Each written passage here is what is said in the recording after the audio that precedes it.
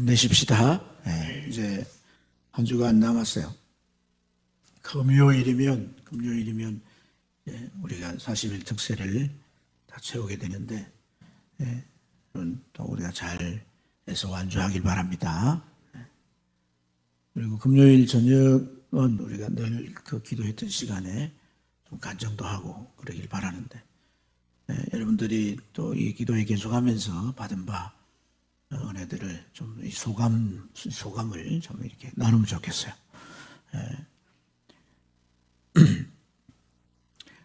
우리가 참 이렇게 살아가는 것을 살펴보면 참 오늘까지만 해도 평온하고 또 우리 삶이 술술 잘 풀려가는 것 같은데, 또 다른 한쪽에서 또 염려가 고개를 이렇게 썩 이렇게 내밀고 그 염려를 바라보는 순간 참 이거 내가 이걸 어떻게 감당하나 하는 그런 삶의 무게감이 또 우리를 압박해 올 수 있습니다.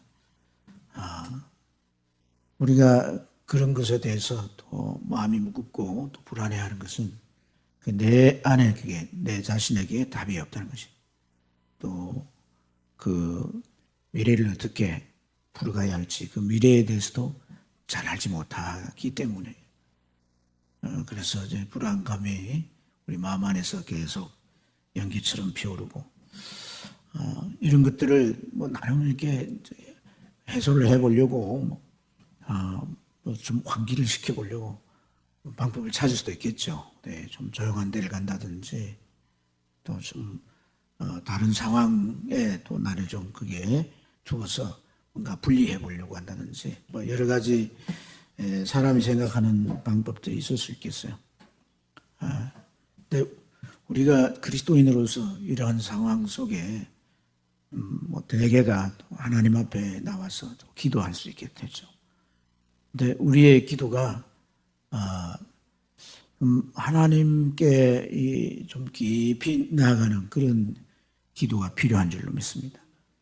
깊이 나아가는 그런 기도일 때, 오늘 우리가 읽은 1절 말씀 보면 전능자의 그늘 아래 사는 자, 이렇게 표현하는 표현이 있어요.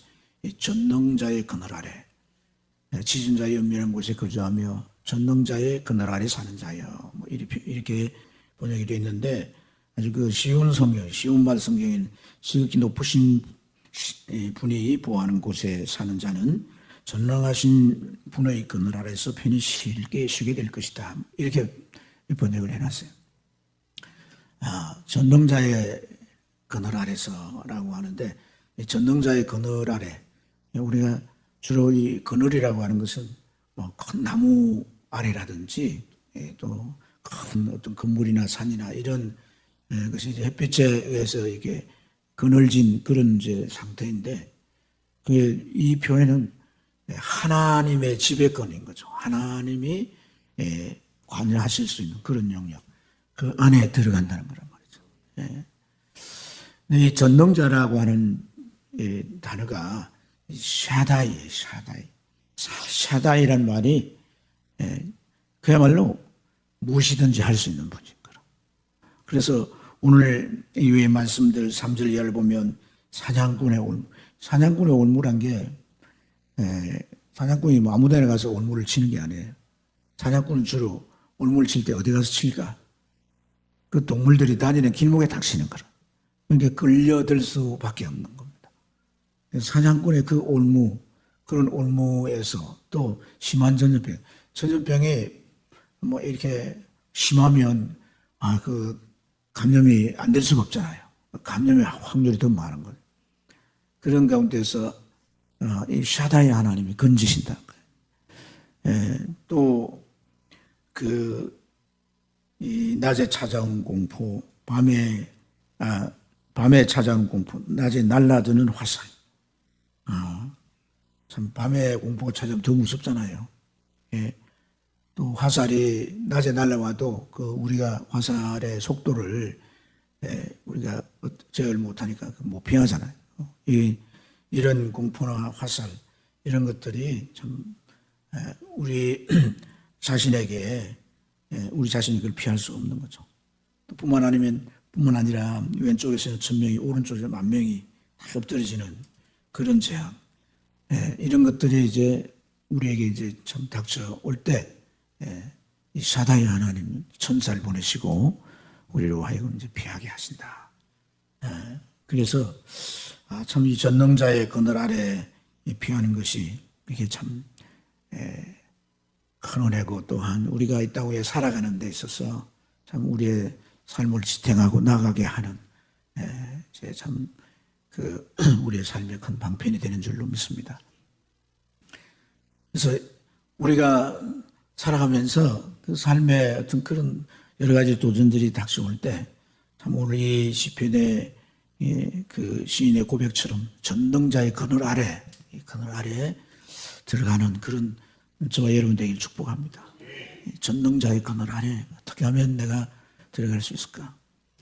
오늘 여기 하나님의, 사단이 하나님의 아주 전적인 보호, 강력한 보호, 어떤 것도 그 대상을 해하지 못하도록 다 보호해 주시는 그런 이제 하나님의 손길이고 역사인데, 이 91편에 대한 그런 뭐 아주 훌륭하고 위대한 그런 설교자들이 여기에 대해서 묵상하고 또 설명해 놓은 부분들이 참 많아요. 그래서 불천 목사님은 그렇게 표현했어요. 이 전능자의 그늘이라고 하는 것은 그냥 그 일반적인 성도를 말하는 게 아니라 하나님과 깊은 교제, 이 교제를 가지고 사는 그런 성도를 두고 한 말이다. 이렇게 표현해요. 전능자의 그늘 아래 들어가는 사람은 하나님과 깊은 교제가 있는 것이다. 그런 깊은 교제, 또 칼빈이라는 분은 그런 얘기했어요. 그런 하나님의 그늘, 이 그늘은 하나님을 온전히 신뢰하는 자가 어떤 삶의 문제에 처해도 그 그늘이 미쳐지는 손길을 경험하는 그런 범위다. 뭐 이렇게 표현하기도. 그러니까 정말 하나님을 신뢰하고 그분을 의지할 때 우리가 겪는 그런 것들이 이 세상에 아무도 이런 걸 겪은 게 없어. 아무도 이건 내가 이런 경험을 나만이 다 하는 경험이야. 이런 생각을 할 만큼 그것이 독특하고 그것이 참 우리가 참 너무나도 우리 마음을 아프고 힘들게 하는 문제일지라도 그 손길을 경험하는 결과가 된다는 거예요. 하나님에 대한 전적 신뢰가 있는 자들. 근데 우리가 오늘 이 말씀을 조금 더 좀 이 의미를 더 좀 넓혀서 조금 더 좀 우리가 또 다른 각도에서 좀 생각해 볼 필요가 있어요. 엘리자벳 엘리엇이라고 하는 여성인데 이분이 쓴 이제 책이 있어요. 그 책의 제목이 전능자의 그늘이에요. 근데 이 책은 뭐냐면 남편의 전기입니다. 남편의 전기. 그러니까 남편의 일대기를 책으로 쓴 건데, 남편의 신부는 선교사였어요.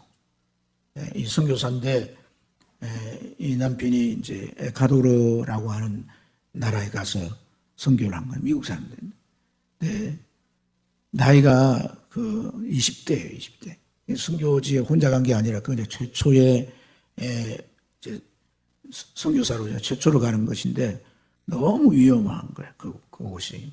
사는 사람들이 이제 아우카족이라고 아주 난폭하고 사람들을 살해하고 이렇게 하는 것이 쉬운 그런 쪽 민족인데, 이런 부족들에게 이제 복음을 전하려고 이제 그와 함께 4명이 가게 된 거죠. 총 5명이 갔는데 가서 다다르지도 못하고 가까이 간 어떤 해변가의 모래톱에서 그 창에 다 찔려 죽은 거예요. 이 아우카족들이 몰려와가지고 창을 던지고 와서 찌르고 이래서 이 5명이 다 죽은 거예요. 그 남편 짐 엘리엇은 아직 아이가 있어요.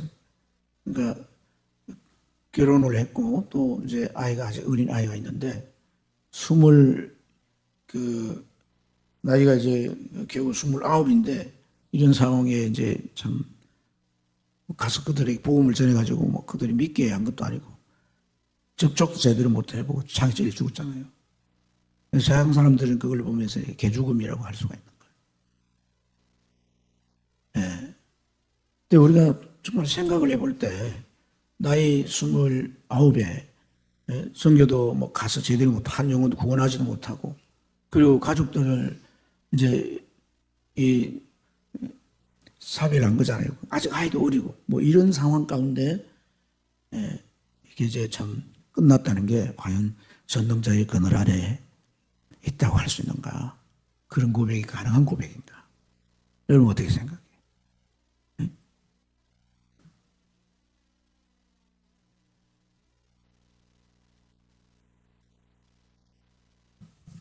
여러분 어떻게 생각하시냐?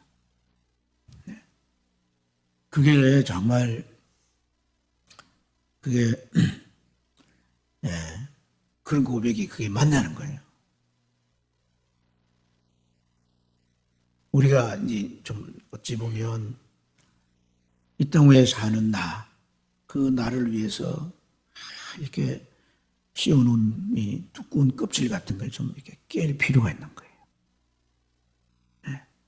세상에서 안전하고 세상이 잘 되고 세상에서 내가 살아간 삶이 잘 풀려야 되고 어떤 위협이나 적으로부터 내가 보호받고 그렇게 해서 내가 이 세상의 사람들이 행복하다는 기준에 다 맞춰놓고 그것에 안 맞거나 그거 기준에 부합하지 않으면 그건 복이 아니고 그것은 뭐 그것에 대해서 어떤 해가 되면 그것은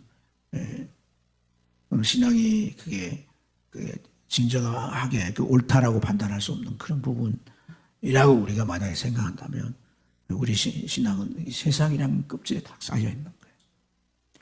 세상 행복이라고 하는 그 기준에 다 맞춰져 있는 거예요.